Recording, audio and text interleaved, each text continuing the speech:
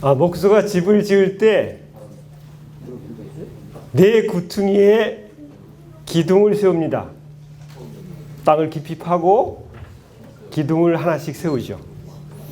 인류의 역사가 오랜데 집을 세울 때는 언제나 이 기본 원칙이 지켜집니다.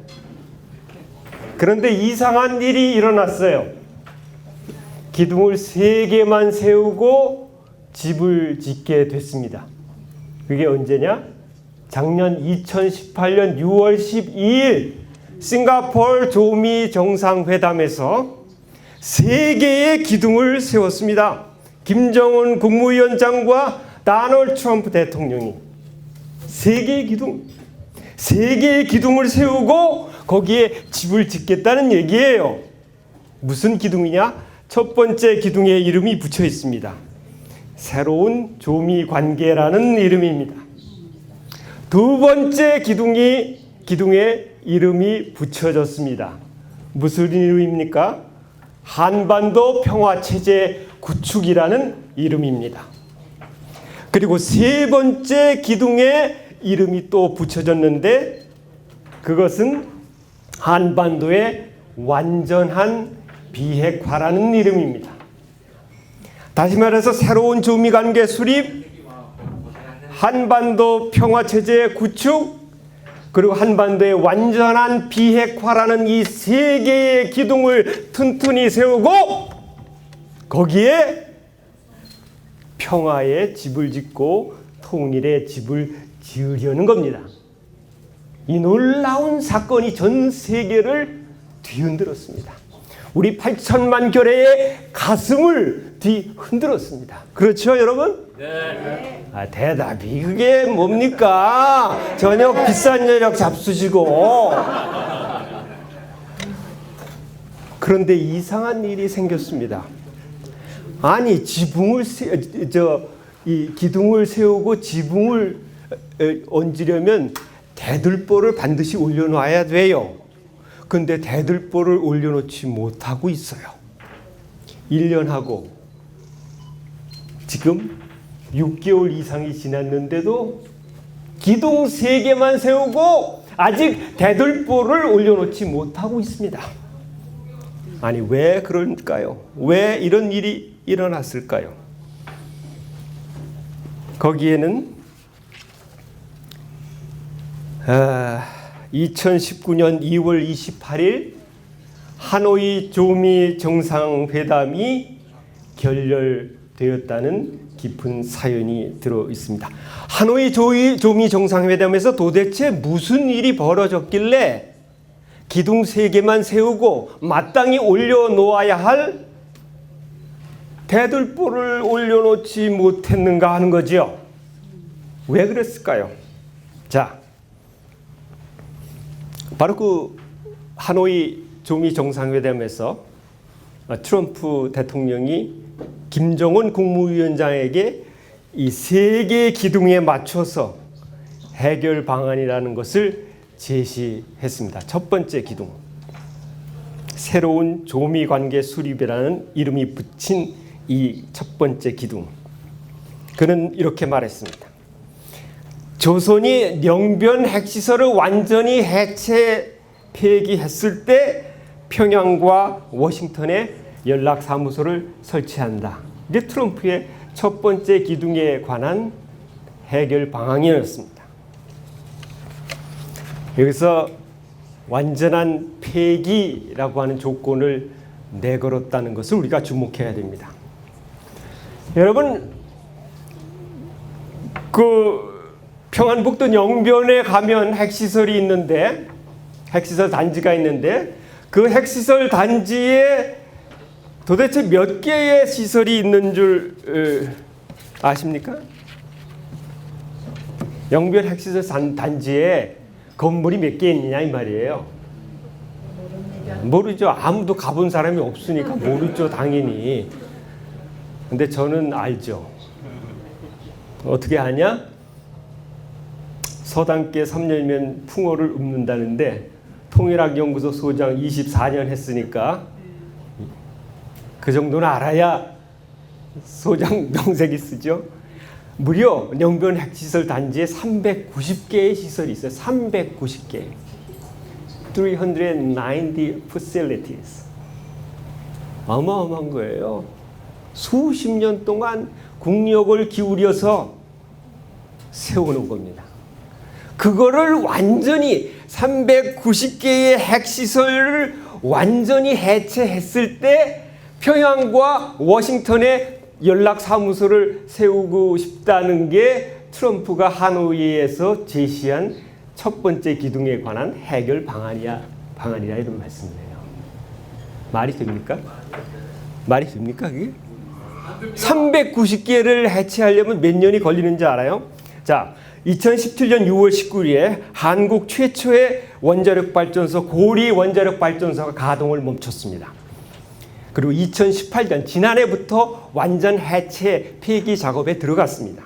이 고리 원자력 발전소 해체 작업이 언제 끝나냐 하면 지금으로부터 27년 뒤인 2045년에 가야 고리 원전이 해체된다 이 말인데 트럼프는 지난 하노이에서 뭐라고 그랬냐면 그보다 훨씬 많은 370개의 핵시설을 다 해체한 다음에야 연락사무소를 평양과 워싱턴에 세우겠다. 말이 되는 소리냐 이거예요.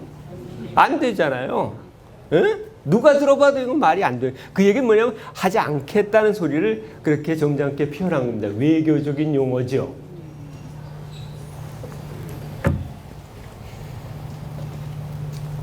왜 그렇게 원자력 발전소 폐기하는데 시간이 오래 걸리냐면 핵 연료봉을 원자로에서 꺼낸 다음에 그 연료가 냉각될 때까지 4년을 기다려야 돼요. 4년을. 식어야 돼. 너무 뜨거워. 4년을 기다려야 돼. 그 다음에 4년 뒤에 실제로 폐로 작업, 원자로를 폐기하는 작업이 6년이 걸려요.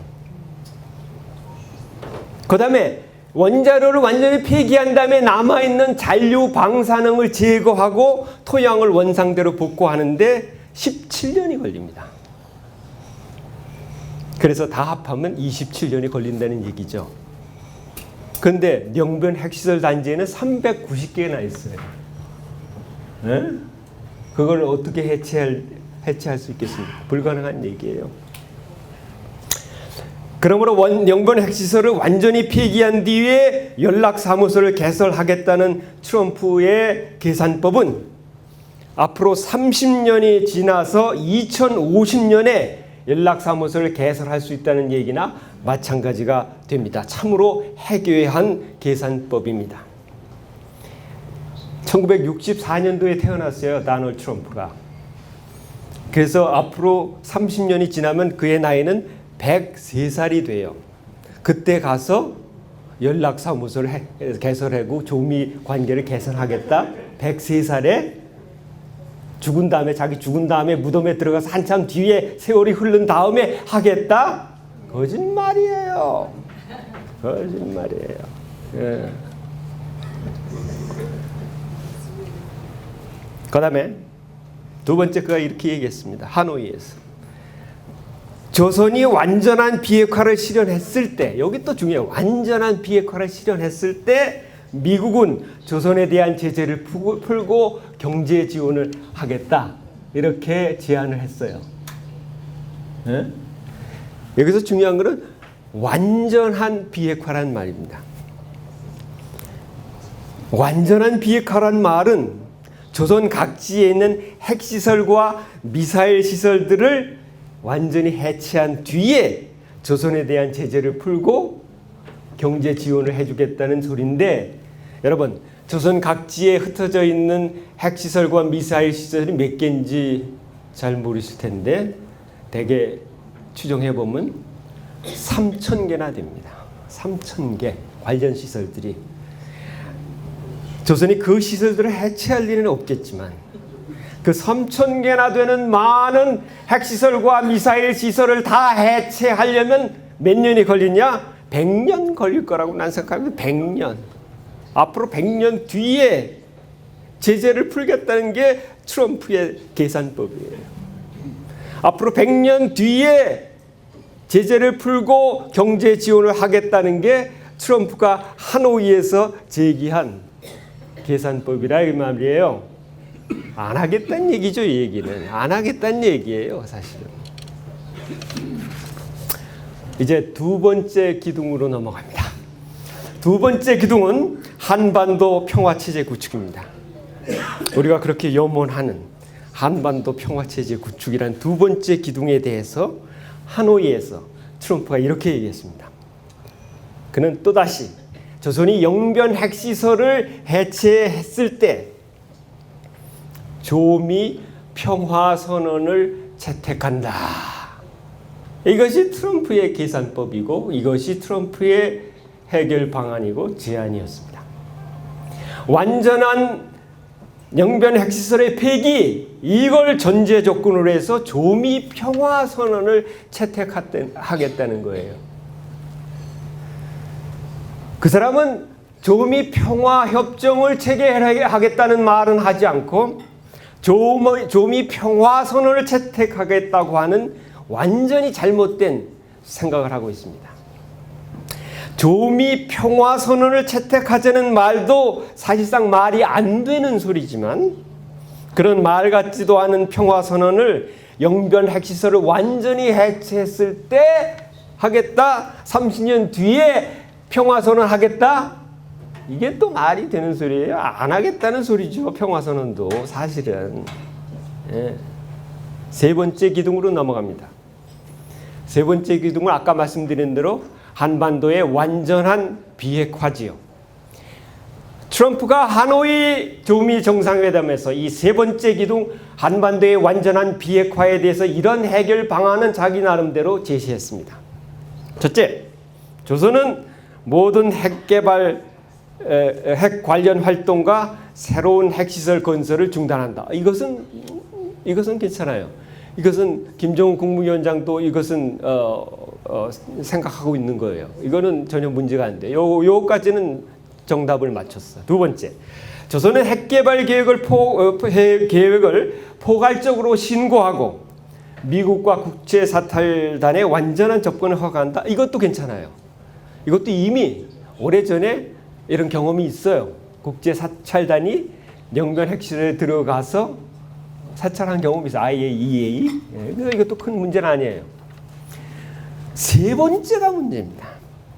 이게 결정적인 걸림돌로 작용한 것인데 이 세 번째가 뭐냐면 조선은 핵무기와 핵물질을 미국에게 넘겨주고 핵 관련 시설을 완전히 해체한다. 이게 트럼프의 제안이었어요. 미국으로 핵무기를 가져오겠대. 이야. 네?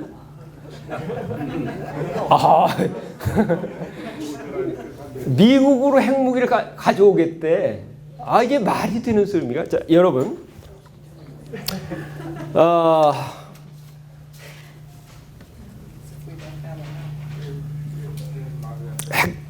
미국이 핵탄을 몇 개 가지고 있는지는 국가 기밀 사항이라서 공개 안 합니다. 외부에. 다른 그 5개 상임이사국인 미국, 러시아, 그다음에 중국, 영국, 프랑스 이 5개의 핵 보유국도 자기네가 가진 핵탄 보유량이 얼마인지 국가 기밀이어서 공개하지 않아요.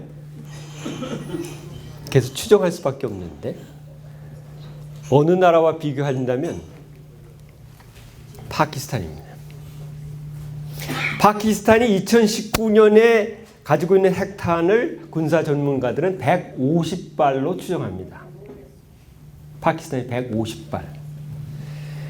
그런데 지금으로부터 꼭 20년 전인 1999년에 파키스탄에게 핵탄 실물을 보여주고 핵탄 설계도까지 넘겨주고 핵탄 제조 기술을 전부 가르쳐준 나라가 DPRK예요. 그런 나라가 20년 동안 핵탄 제조 기술을 꾸준히 발전시켜서 오늘에는 여러분 농구공 있죠? 농구공. 농구 좋아하시는 분, 농구공의 지름이 몇 센티미터인지 아세요? 농구 하시는 분이 한 분도 안 계십니다. 야. 농구공의 지름이 24cm예요. 예? 근데 지금 조선에서 만든 5세대, 5th generation 핵탄은 극소형 핵탄인데 이 핵탄의 지름은 30cm밖에 안 돼. 30cm면 요거예요. 농구공보다 조금 커. 시계도 마찬가지입니다만 핵탄도 작을수록 만들기 어려운 거예요. 큰 거는 아무나 만들어. 파키스탄도 20년 전에 큰 거 만들었어요. 1톤짜리. 그거는 아무 쓸모가 없어요. 어디 가져가지도 못해. 너무 무거워서 비행기도 못 떠요. 그거 싫으면. 예.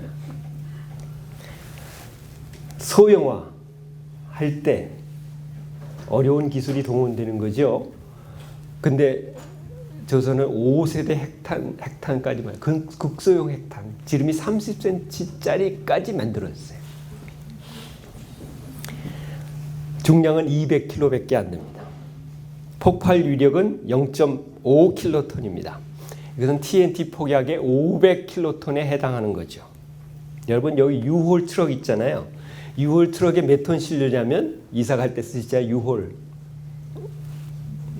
예, 유홀의 트럭에 적재 정량이 3톤이에요. 거기다가 폭약을 가득 실으면 30cm짜리 그 핵폭약에 버금가는 핵폭발 위력을 갖게 하려면 유홀 3톤짜리 트럭을 167대에다 가득 채워야 돼요. 예. 제가 이 얘기를 왜 하냐면 저쪽에 고도로 발전된 핵탄 기술을 가지고 있다는 걸 얘기하는 겁니다.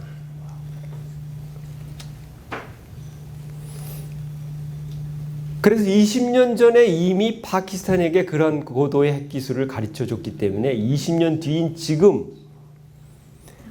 분명히 조선은 파키스탄보다 더 많은 핵탄을 보유하고 있겠죠. 그렇잖아요. 상식적으로. 그러면 지금 현재 5대 핵강국 중에 하나인 우리나라 바로 옆에 있는 중국은 핵탄을 얼마나 보유하였을까? 군사 전문가는 300발로 추정하고 있어요. 중국의 핵탄 보유량을. 미국의 군사정보기관인 국방정보국이 있는데 DIA 국방정보국이 2019년 지난 7월 25일에 이런 추산을 내놨어요. 조선이 싱가포르 조미 정상회담 이후 1년 동안 핵탄을 1년에 12발씩 생산해온 걸로 추정하는 거예요. 한 달에 한 발씩. 그런 핵탄 생산 능력을 가진 조선이 지난 1999년부터 23년 동안 쉬지 않고 핵탄을 만들어 왔으니 지금은 계산해 보면 현재 보유량이 276발 정도를 가졌어요. 그거는 중국과 거의 비슷한 양의 핵탄을 보유하고 있다는 얘기죠. 그러면 트럼프가 조선에 있는 핵탄 300발을 뺏어오는 게 쉬울까요? 중국에 있는 핵탄 300발을 뺏어오는 게 쉬울까요? 둘 다 불가능한 거죠. 네. 불가능한 소리 하고 있었어요. 하노이 회담에서. 말이 되지 않는 소리 하고 있었어요. 해괴한 계산법을 내놨어요. 우리를 우롱했어요. 그걸 계산법이라고 내놓은 거예요.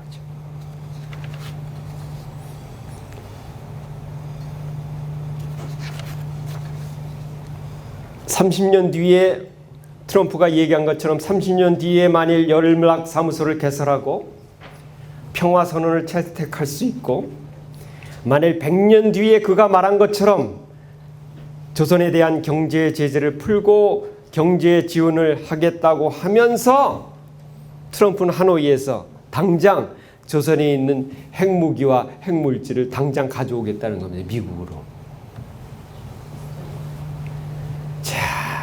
이런 말을 꺼냈을 때 김정은 국무위원장은 그 앞에서 어떤 표정을 지었을까요? 여러분 상상해 보십시오.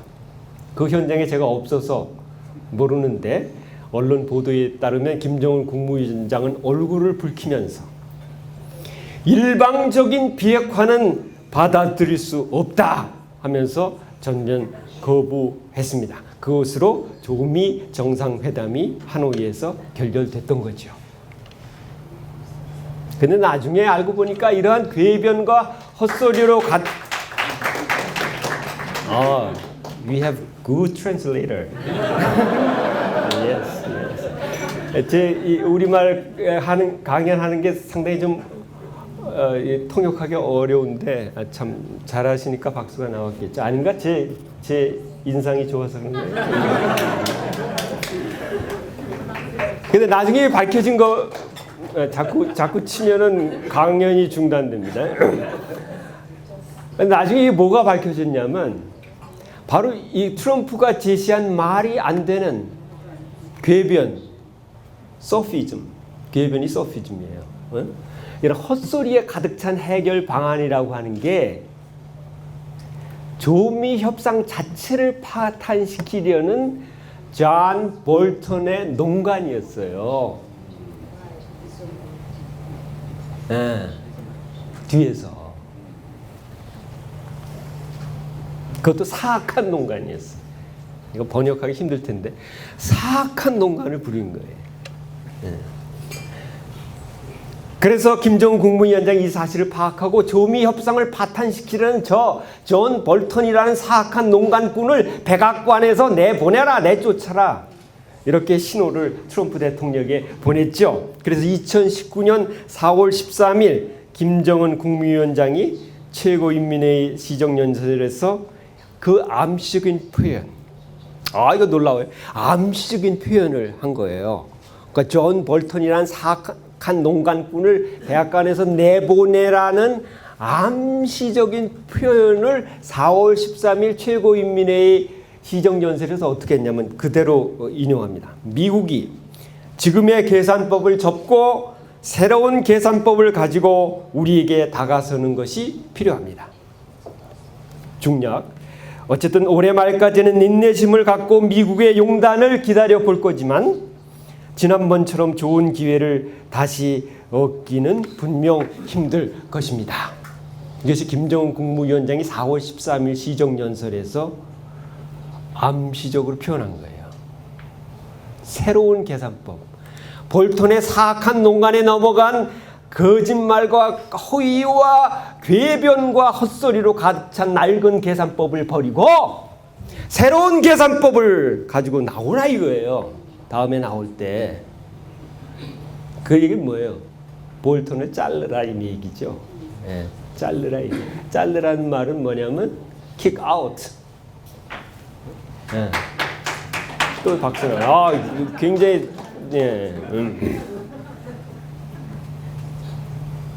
그래서 김정은 국무위원장이 지난 8월 8일하고 8월 16일 날 두 차례의 친서를 트럼프에게 보냈어요. 트럼프 대통령에게.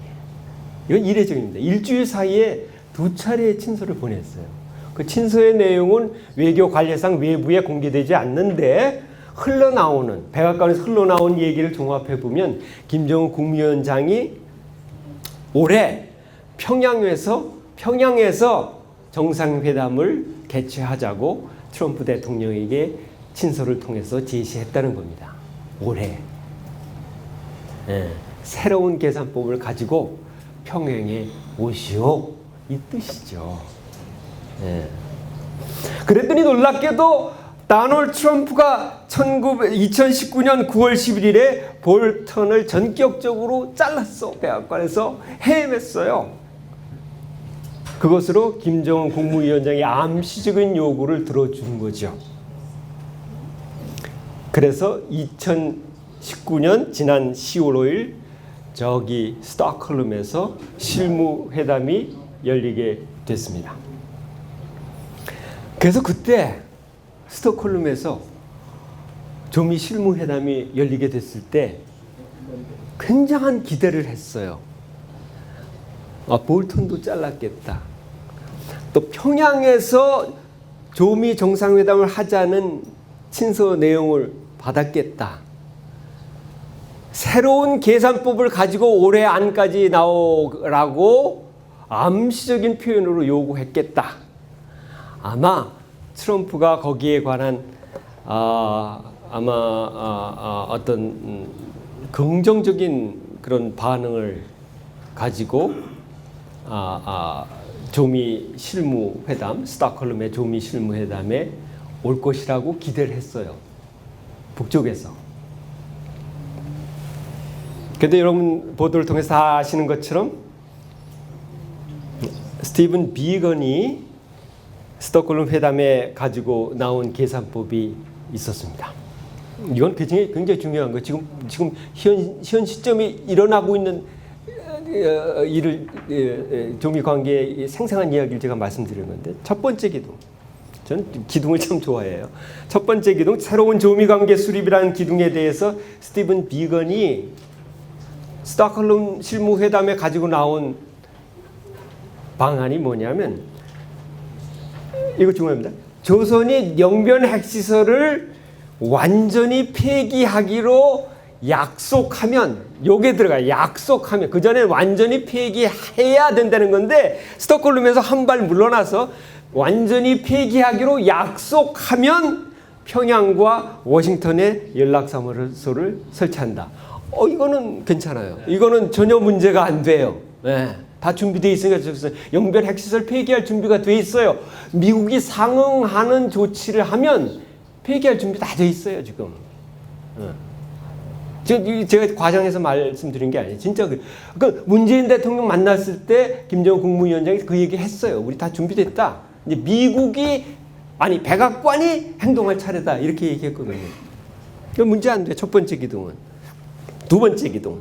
한반도의 평화 체제 구축입니다. 비건은 스톡홀름에서 이렇게 얘기했어요.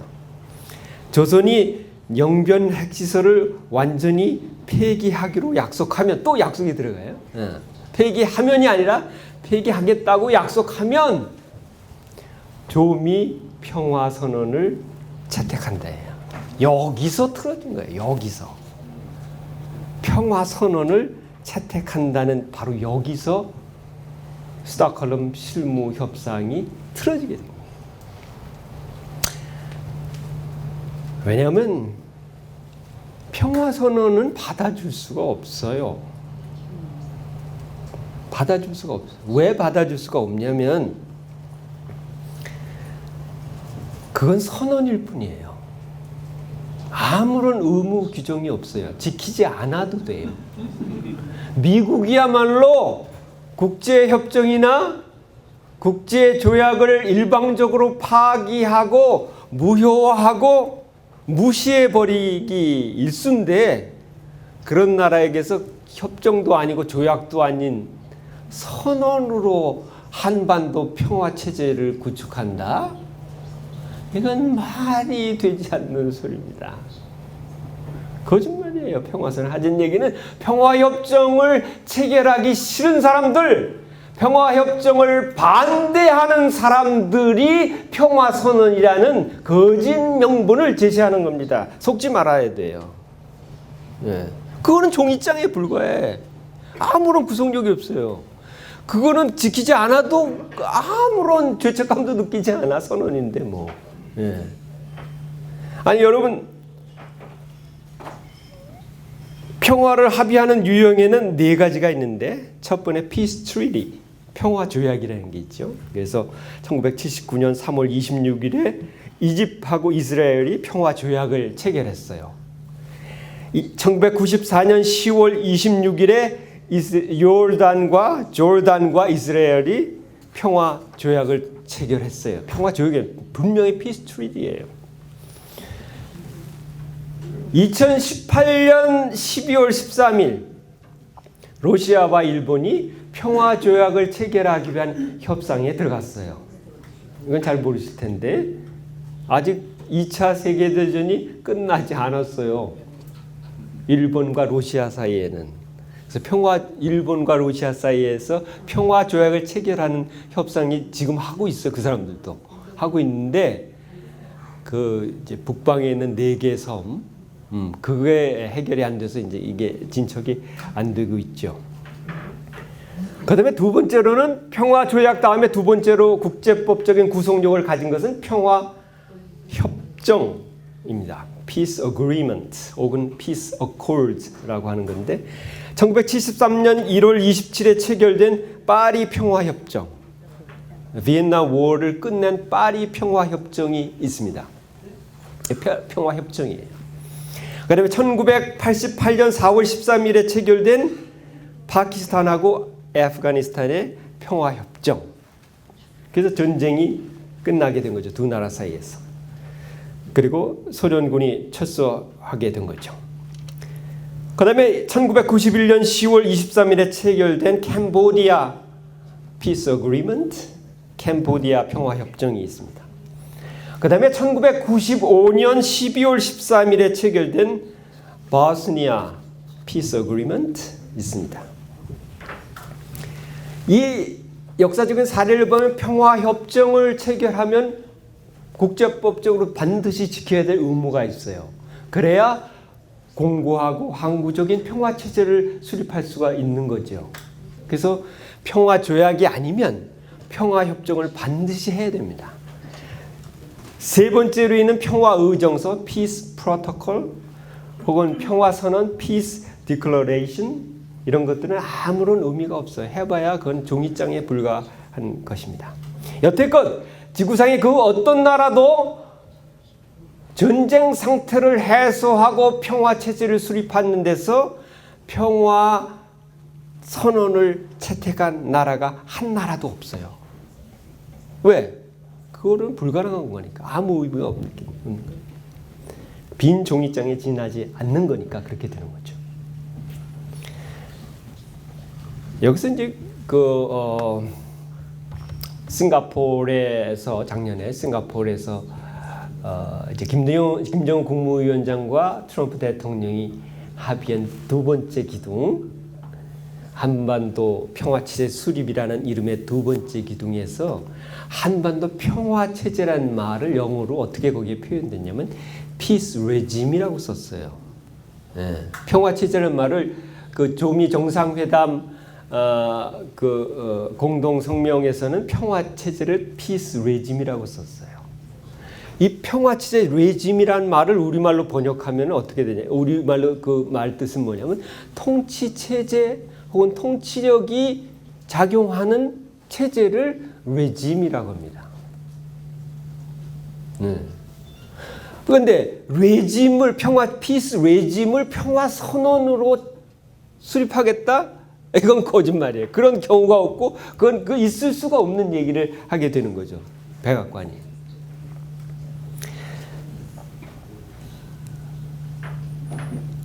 우리는 미국이 평화선언을 채택하려던 낡은 계산법을 버리고 적어도 평화협정을 체결하려는 새로운 계산법을 가지고 스톡홀름에 나올 것이라고 기대했어요. 저도. 그러나 그 기대에 반해서 미국은 낡은 계산법, 다시 말해서 평화선언을 채택하자는 낡은 계산법을 가지고 다시 스톡홀름에 나온 거죠.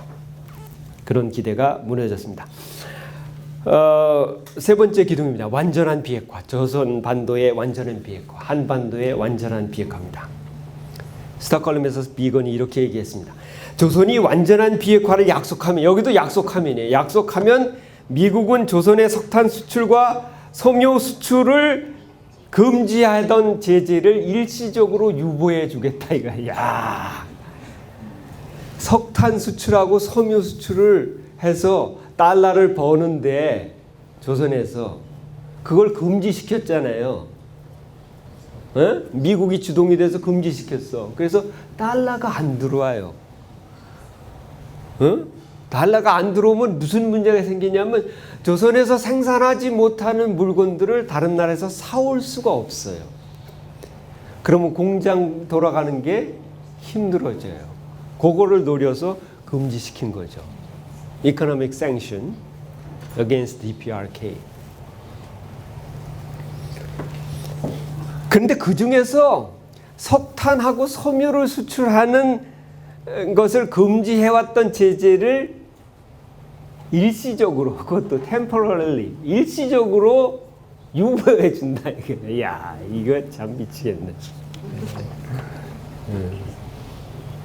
이게 사려운 계산법이라고 볼 수 없습니다. 점수를 매긴다면 100점 만점에 47점밖에 안 됩니다. 여러분, 지난 10월 22일에 김정은 국무위원장이 금강산 관광지구를 현지 지도하셨다는 소식을 다 들으셨겠습니다. 아름다워요. 지금은 이제 단풍이 다 지났을 텐데 가을의 금강산은 천하 제일 절경입니다. 풍악산이죠. 풍악산. 이름이 바뀌어져요. 풍악산인데 기가 막혀요. 근데 그 금강산 지구, 관광지구를 현지 지도하는데 10명의, 제가 세보니까 딱 10명의 당 중앙위원회 간부들이 수행을 했는데 그 중에서 특히 눈에 띄는 사람이 한 사람 있었어요. 여성이었어요. 네. 최선희 조선 외무성 제1부상입니다. 외무성의 제1부상이 금강산 관광지구 현지 지도에 동행한다? 그 굉장히 특이한 일이었어요. 그래서 이제 남쪽의 언론에서는 이걸 여러 가지로 이게 미국에 보내는 무슨 메시지다, 무슨 암시적 신호다, 이렇게 뭔가 이렇게 얘기했는데 그 얘기가 그거예요. 뭐냐? 이게 무슨 뜻이냐면 미국이 사상 최악의 경제 제재를 100년이고 200년이고 계속 매달려서 조선을 괴롭혀도 조선은 끝까지 자력 갱생의 길, 자력 번영의 길을 가겠다는 뜻이에요. 그 뜻이 미국에 보내는 메시지였습니다. 근데 여기서 왜 하필이면 금강산 관광지구를 현지 지도 대상으로 선택했을까요? 여러분, 금강산에 제가 가보니까 거기가 바로 군사분계선 위쪽 아니에요. 그 해금강에 갔더니 보여. 저기가 군사분계선이 빤히 보이더라니까. 금강산이 바로 그러니까 전 세계에서 가장 그 중무장한 병력들이 대치하고 있는 열점 지역, 군사적 긴장이 가장 최고조로 달해 있는 그런 곳이 금강산 지구예요, 사실은. 거기 갔더니 그 해금강으로 가는데 갔더니요, 한 3층 높이의 모래 언덕이 쫙 있어요. 군인들이 듬성듬성 있는데 그걸 열어줘야 돼. 거기에 철문이 있는데 그걸 열어줘야 우리 대표단들이 그 버스 타고 그 안에 그 해금강으로 갔거든요. 금강산 관광지구를 앞으로 3년에서 4년 뒤에 건설하겠다는 얘기는 앞으로 3, 4년 뒤에 항구적이고 공고한 평화 체제가 수립된다는 얘기입니다. 그렇게 메시지를 보낸 거예요. 그걸 읽을 줄 알아야 돼요, 우리는. 네.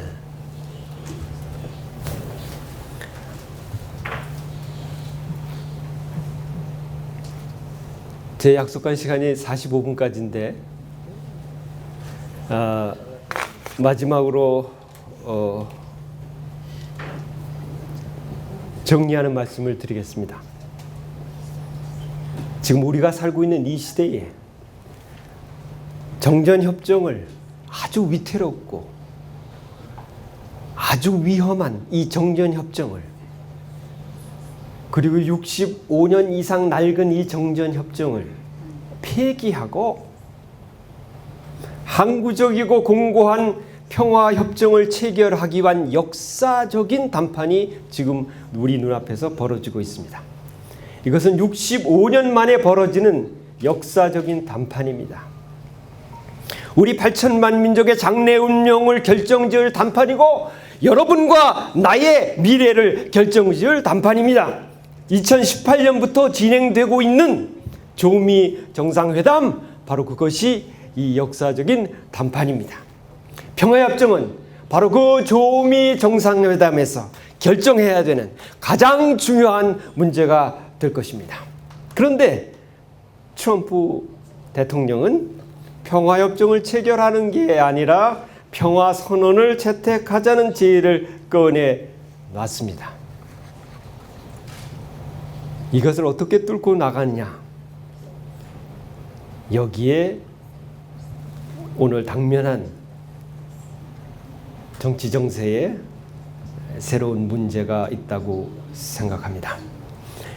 지금 저 워싱턴 DC의 반평화 세력과 전쟁을 원하고 평화를 싫어하는 세력과 철군을 반대하는 세력이 이 역사적인 단판을 가로막고 있습니다. 우리 민족이 그렇게 열망하고 갈망하며 전 세계 평화 애호 인민들이 지지하는 한반도 평화 체제 수립의 길을 그들이 가로막고 있습니다. 그렇지만 그 길은 기필코 우리 민족이 가야 될 길입니다. 무슨 일이 있어도 우리는 죽음을 부르는 이 정전체제, 분단체제 아래서 더 이상 살아나갈 수가 없기에 설사 우리의 재산과 생명이 희생되는 한이 있더라도 우리는 반드시 그 길을 가야 됩니다. 그 영광스러운 길을 가야 됩니다. 평화체제를 수립하는 그 길로 가야 됩니다. 그래서 나는 마지막으로 트럼프에게 얘기합니다. Sign a peace agreement. Sign a peace agreement. 평화협정 체결하라. 이것이 우리의 요구고 우리의 외침입니다. 고맙습니다.